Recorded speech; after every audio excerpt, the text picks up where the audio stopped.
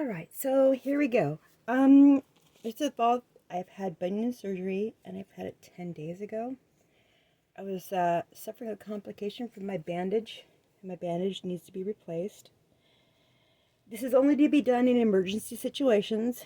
You should actually consult a physician or go to the nearest clinic to actually have this done if you are not certified to do so. I am not a doctor. I do suggest you take your doctor's advice and leave it on as long as you possibly can. However, I am a CNA, so I'm hoping that this will help someone in an emergency to change the bandage on your bunion surgery post-op. All right, so first thing with anything, of course, of all, is sorry, I'm nervous. Is that you wash your hands. I already have washed my hands, and I have administered my gloves.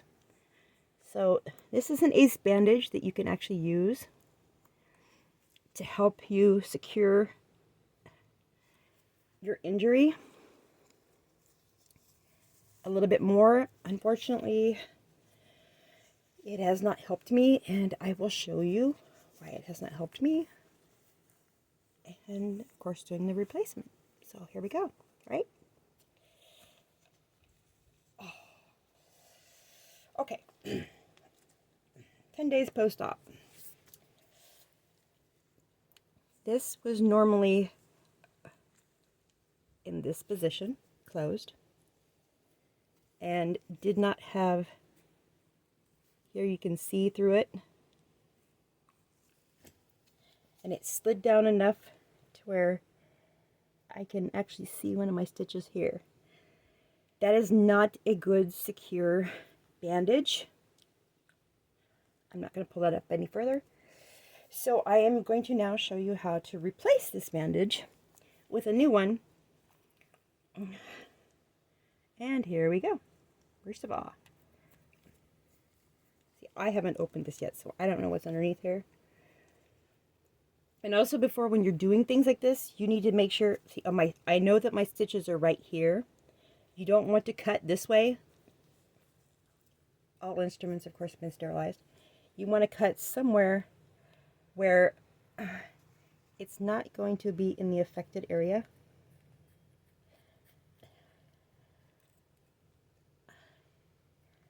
You want to make sure you get it off carefully. I'm using the tweezers because I don't want to get my gloves dirty. During the application process, I want everything to be nice and clean. So, here we go. This is something I haven't seen yet, so we're going to go for this.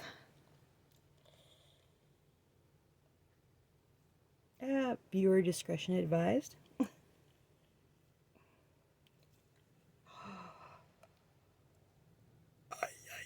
Okay, alright. I know this is going to slide off because it's already slid off me twice. Oh, look at that. I know it looks so nasty. That's so crazy. Yeah, but, oh, look at that. He did not even have to make the incision here that he wanted to. This looks perfect. This looks great. As for draining purposes, yeah, this is completely normal. That is great. Awesome. Always have your garbage handy. Garbage is done. Alright, so, oh, I want to touch it, but it's not a good idea. Okay, so, I'm not actually going to touch the stitches themselves here right along this edge with my fingers or any kind of alcohol solution or anything at all whatsoever. But first, we're going to go ahead and we are going to take an alcohol swab. And we are going to go around this outside edge just for posterity, right? You don't flip over and use another alcohol wipe again. You take another one. It's not about using it as long as you can. It's about keeping everything as clean as you possibly can. Think of it as like when you're cleaning a window. You don't ever want to swipe the same spot twice with the same rag. It's just a disaster. All right. Oh, look, and there's right at the edge. Okay. Oh, look at that. He didn't even go there. That's close enough. All right, so, maybe I'll move it a little bit closer for you. I don't know, it's hard for me to see. Fixability. Oh, that's going to be beautiful. I did have a 22 degrees off right here, so I had to have specialty stuff done inside, and I know there's screws inside. I won't be sure until I go to my next appointment, which will be next Friday. As I said before, this is 10 days out. Okay, and of course, as with any procedure, you make sure that all your supplies are set out ahead of time before you actually do your procedure. Okay, this here, just for me, makes me happy. This is Watkins salve. Oh, break side a minute. This is Watkins salve, and I will show this one. I will. This is Watkins salve. It's a petrocarbo salve with carbolic acid. And it is even safer than Neosporin. And it makes wounds feel so much better.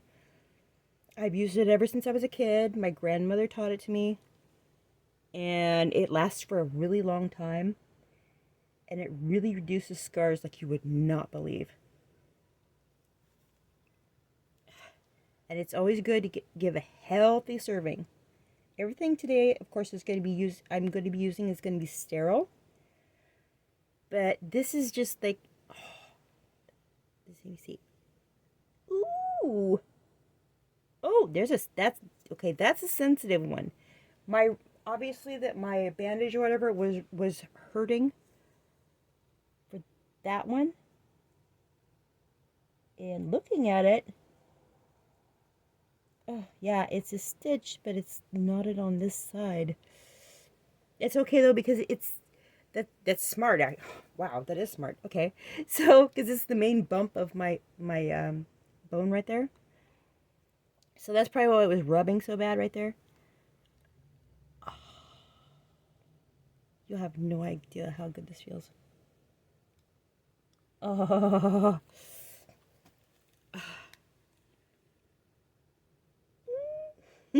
Oh, other end. I need more. All right. Oh, oh, nice thick coating. Awesome. Okay. So, we've used those. Those are dirty. We don't need that. That's dirty. We don't need that. That's dirty. Okay, alcohol wipes. No, we are done with those. Okay, so I guess the next part is going to be putting, it's called antibacterial gauze patches, kills bacteria like staph and MRSA. You can find it at any store, even in a generic form. It's great. As long as it's in a sealed package like this, you're good to go. All right.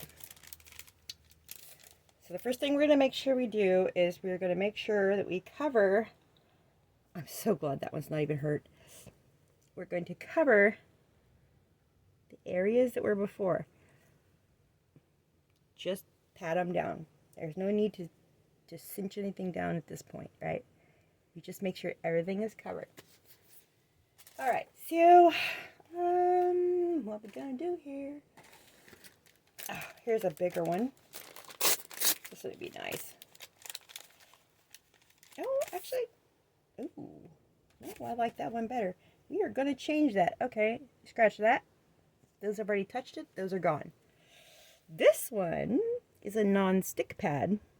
It's also antibacterial and staph and MRSA safe. So we're going to leave this one on here because we know that's not going to stick. Okay, and then, okay. So there was a padding before Yes, on the other one. There was a padding before in between the toes.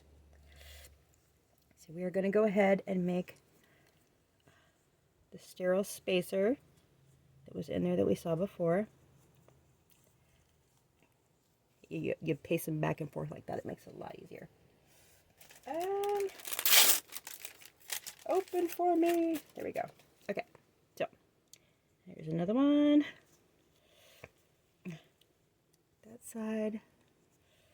Then on this side. So nice and even. Now, it was a spacer because, of course, with bunion surgery, you see how this toe is cramped up more like in a hammer toe position, and this one was pulled over this direction. So we want to make sure that we pull the toe over this direction and keep it spaced. I know it's kind of tricky. Keep it spaced away from the other one. So take your gauze like this, fold it this way. We're going to take it in between the toes, this, so it makes that around there, right? I know, it makes it so hard when you're trying to do this part. So that's in between your toes, there. Okay, so at this point, let's just use a little medical tape.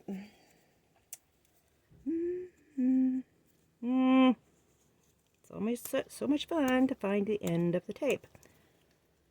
I don't like that one anyways. Okay, fine. I'm just using something else. Fine. Okay.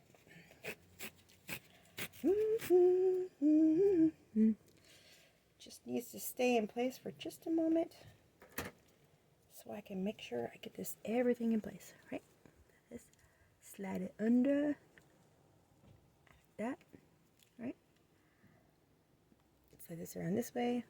Look at that, my toes just the right size. They just about meet, right?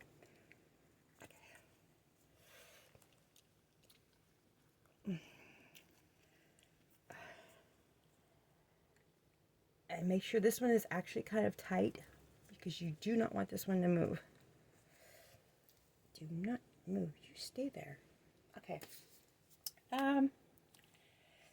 This one had a lot of padding on it before. Okay. I'm just going to leave that right there. And just in case, it doesn't matter how much medical supplies that you use. The whole point is to keep yourself safe, comfortable, and clean. This is the case where sometimes more is better. Use one more, why not? It also helps keep it cushioned from anything that might be touching it, even though I'm going to be using an ace bandage after this in order to keep it more padded. And yes, I'm still using my shoe. Okay. And I want to be more padded in the middle. Bingo. Okay. So, I'm not going to use that part now. So, next is going to be the rolled gauze wrap. It is secure. It's a secure dressing to absorb fluids and to keep you safe.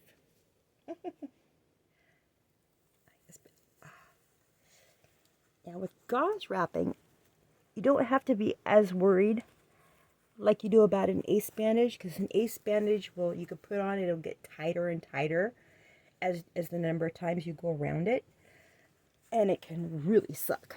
With a gauze one, it will give way before it's going to strangle you. So it's good to go ahead and be generous with this part. This is so nice and elastic. And I can tell you right now, it feels so much better.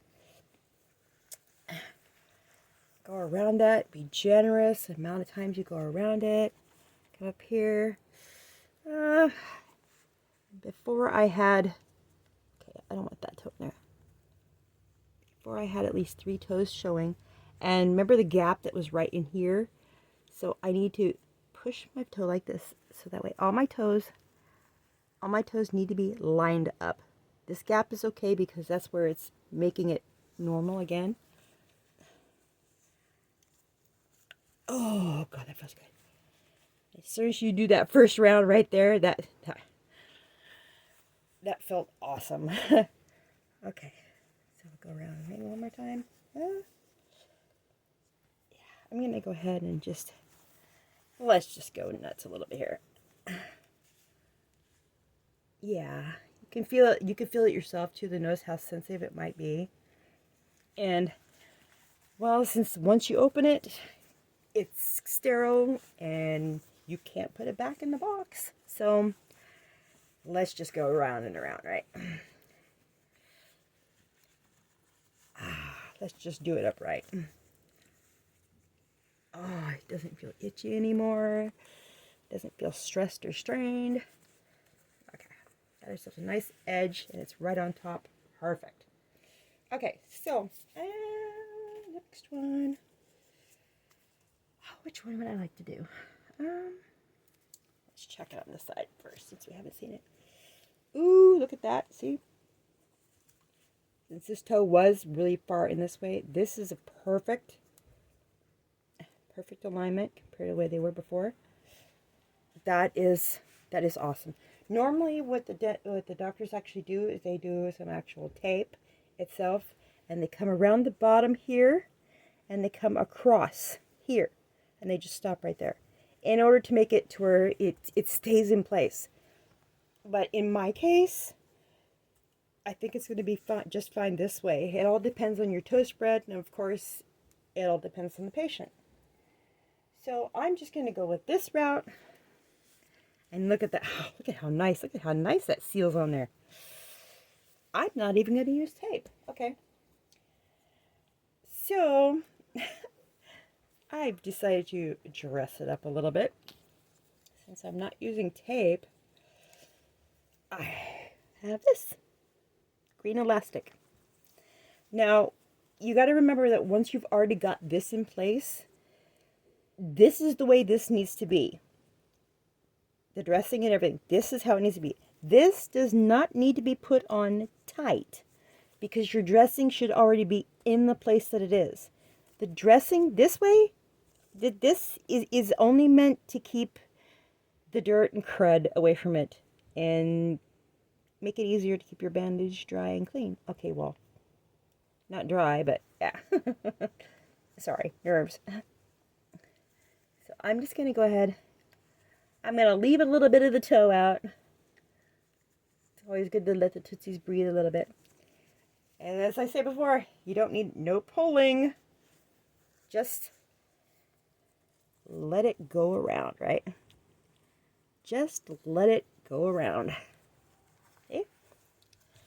And now since there was the one back here that came around here to keep it on and it didn't work, we are going to go ahead and come back here. We're just going to lightly pull it so it's nice and flush around just once, this way and back. Okay, technically that's all I need, but well, it's not going to harm anything now, right?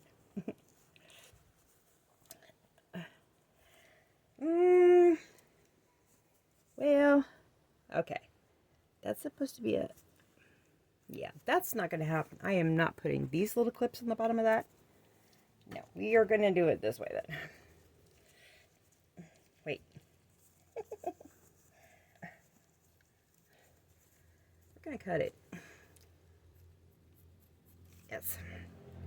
We're going to cut it, and we're going to put it in a better spot, because on that side it would just be no bueno. Hook it, lay it, twitch it just a touch, and let it go.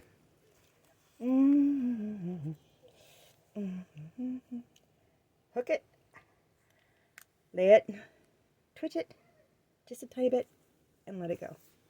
There we go. It's okay if you have a little one sticking out. You can be professional and just tuck it in. And that's pretty much, I think that's it. It feels so much better than it did before.